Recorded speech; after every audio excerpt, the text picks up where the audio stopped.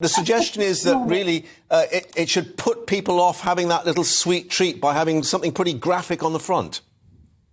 Yes, this is a latest survey, Mark, that suggested that, this will be a good idea. And for me personally, I don't think it is a good idea. We shouldn't ever start demonising food groups. And that's exactly what we're going to be doing here. It's all very well with cigarettes because we know factually that cigarettes can cause cancer.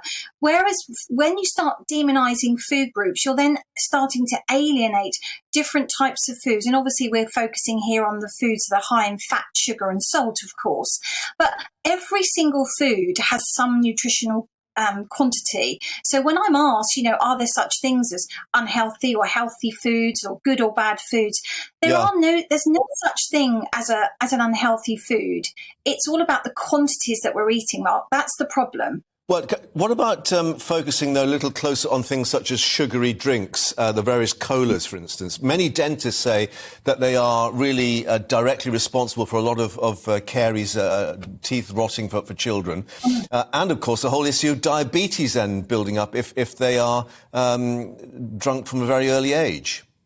Yes, I mean, absolutely. I would totally agree, Mark. And already the dentist, there's been certainly a rise in children going to the dentist, and in fact, a rise in children attending hospital because of dental problems. So there is absolutely a need for us to do something. But I think we're doing it all the wrong way. What we need to start doing is educating. What we must remember is that parents decide what the food that the children consume. And unfortunately, we've kind of stepped away from that. The parents have got to take responsibility for their child. And with that comes education, Mark. It's really important that children and parents, we've got 3 generations now of non-cookers. We used to have so many government schemes, connections. We used to have children's centres where people used to go, adults used to be able to go with their families and learn to cook.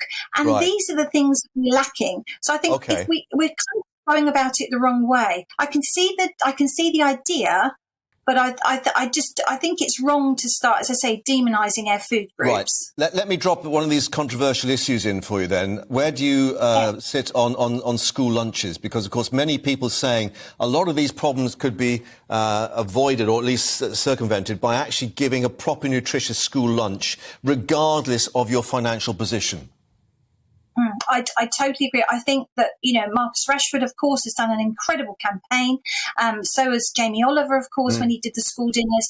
We need to think about that. There are so many children, and particularly at the moment where families are really struggling for money, that all children should have access to at least one hot meal a day. Yeah. And that meal has to be a healthy, nutritional meal for them. So I think schools, again, should do more. Things like having fizzy drinks, for example, they're still available in some of the schools. These are the things, Mark, just a simple thing like that, taking that away